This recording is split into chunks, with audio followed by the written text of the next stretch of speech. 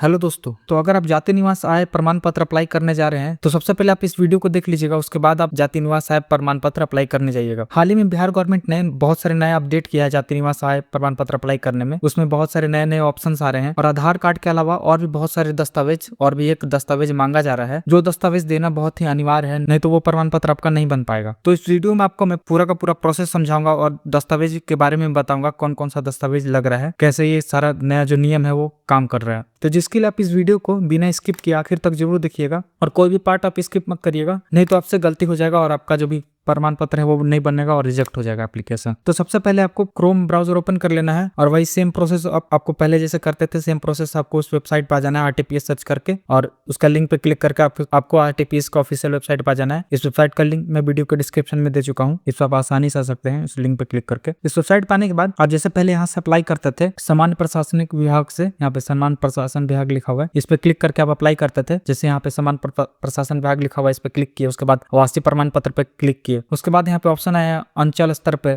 उसके बाद उस पर क्लिक करके आप अप्लाई करते थे। तो वैसे आप जाति प्रमाण पत्र और आय प्रमाण पत्र सारा का सारा यहीं से अप्लाई करते थे। लेकिन अब हो क्या रहा है, नया अपडेट के बाद, नया रूल लाने के बाद, जैसे ही आप अप्लाई करने के लिए जाते हैं फॉर्म ओपन होता है तो इसमें आप सारे के सारे डिटेल्स अपना इंटर करते हैं। एक जैसे यहाँ पे स्क्रॉल करके आप नीचे आइएगा, यहाँ पे एक एक्स्ट्रा डिटेल्स मांगा जाता है। ये जो आय प्रमाण पत्र का है इसमें एक एक्स्ट्रा डिटेल मांगा जा रहा है। यहाँ पे मांगा जा रहा है आय प्रमाण पत्र के लिए साक्ष्य हेतु आवेदक या आवेदिका के माता पिता का नामांकित अभिलेख समुचित माने जाएंगे। इसमें से वेतन पेंशन पर्ची है, आयकर रिटर्न है, अन्याय अभिलेख है। लोग को अक्सर इसमें कंफ्यूजन हो रहा है कि इसमें कौन सा हम ऑप्शन चुने और कौन सा डॉक्यूमेंट दे, किन्हीं को कुछ पता ही नहीं चल रहा है, क्योंकि जिनको भी आय प्रमाण पत्र का जरूरत पड़ रहा है उनके पास तो वेतन नहीं, उनका वो तो सरकारी जॉब करते नहीं है, चाहे प्राइवेट जॉब करते नहीं, अगर वो करते तो आय प्रमाण पत्र नहीं बनवाते। और यहाँ आयकर रिटर्न का ऑप्शन दिख रहा है, अगर आयकर रिटर्न भी नहीं होगा क्योंकि उनका जब पेमेंट ही उतना ज्यादा होगा तो आय प्रमाण पत्र क्यों ही बनवाएंगे, उनको सरकारी सेवाओं का लाभ उठाना ही नहीं होगा। और थर्ड वाला ऑप्शन यहाँ पे अन्याय अभिलेख है, और इस अन्याय अभिलेख का मतलब है अदर्स डॉक्यूमेंट। अदर्स डॉक्यूमेंट में आपका कोई भी डॉक्यूमेंट आ सकता है, इसमें आपको कोई भी डॉक्यूमेंट अपलोड करना है। तो मेरा माने तो इसमें आप एक लेटर लिख के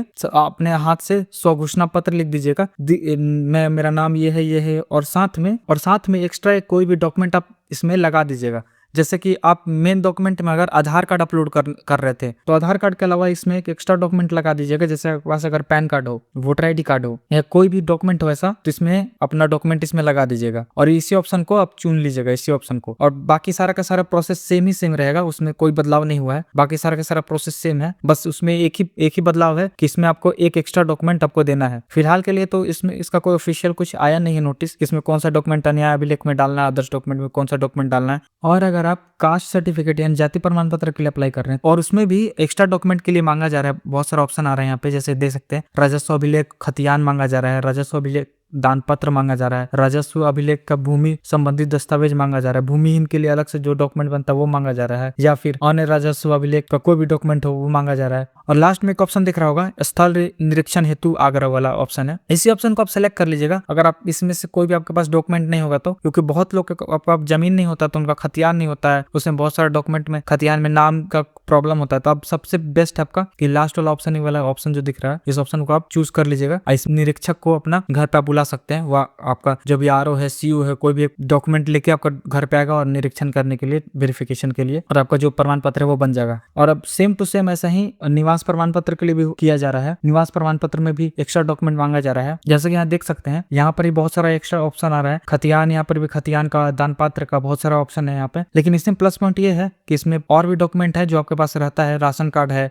पहचान पत्र है, इसमें विद्युत विपत्र है। विद्युत विपत्र का मतलब है इलेक्ट्रिसिटी बिल, यानी कि आपका जो भी इलेक्ट्रिसिटी का बिल है, बिजली का बिल है, वो लगा सकते हैं। दूरभाष विपत्र है, यानी कि आपका टेलीफोन बिल, अगर आपके घर में वाईफाई लगा हुआ है तो वाईफाई का बिल भी दे सकते हैं। इसके लिए तो खैर कोई उतना प्रॉब्लम नहीं है, इसमें बस एक्स्ट्रा डॉक्यूमेंट डालना है कुछ, इसमें से कोई भी एक डॉक्यूमेंट चूज कर लीजिएगा, जैसे राशन कार्ड हो, राशन कार्ड और निवासन प्रमाण पत्र हो, कोई भी एक डॉक्यूमेंट इसमें चूज करके आप अपलोड कर सकते हैं। और ये बात हमेशा याद रखिएगा कि जो भी डॉक्यूमेंट आप यहाँ पे चूज करिएगा, तीनों का तीनों में, जैसे आप आय प्रमाण पत्र अप्लाई कर रहे हैं, निवास प्रमाण पत्र अप्लाई कर रहे हैं या फिर जातीय प्रमाण पत्र अप्लाई कर रहे हैं, हैं, जो भी प्रमाण पत्र में जो भी डॉक्यूमेंट आप एक्स्ट्रा यहाँ पे चूज कर रहे हैं, उस डॉक्यूमेंट को आपको, जैसे वहाँ पे आधार कार्ड अपलोड करते थे, बाकी सब में केवल आधार कार्ड अपलोड करने से आपका काम होता था, यहाँ पे एक एक्स्ट्रा डॉक्यूमेंट आपको अपलोड करना पड़ेगा। अगर राशन कार्ड है तो राशन कार्ड का वैसे आधार कार्ड का जैसा पीडीएफ बनाकर आप रख लीजिएगा और उसे अपलोड कर दीजिएगा, और बाकी सारा का सारा प्रोसेस सेम टू सेम ही रहेगा, उसमें कोई बदलाव नहीं किया गया है। बस बदलाव इतना ही है कि आपको एक एक्स्ट्रा डॉक्यूमेंट देना पड़ रहा है। तो मैं उम्मीद करता हूँ कि इस वीडियो को देखने के बाद बिहार सरकार के द्वारा लगाए गए नए नियम को समझ पाए होंगे और इस नियम के रूल के हिसाब से आप अपना जाति निवास प्रमाण पत्र अप्लाई कर पाएंगे और उसका लाभ उठा पाएंगे। तो अगर ये वीडियो आपको कहीं से भी इन्फॉर्मेटिव लगा होगा, प्लीज इस वीडियो को लाइक कर दीजिएगा, शेयर कर दीजिएगा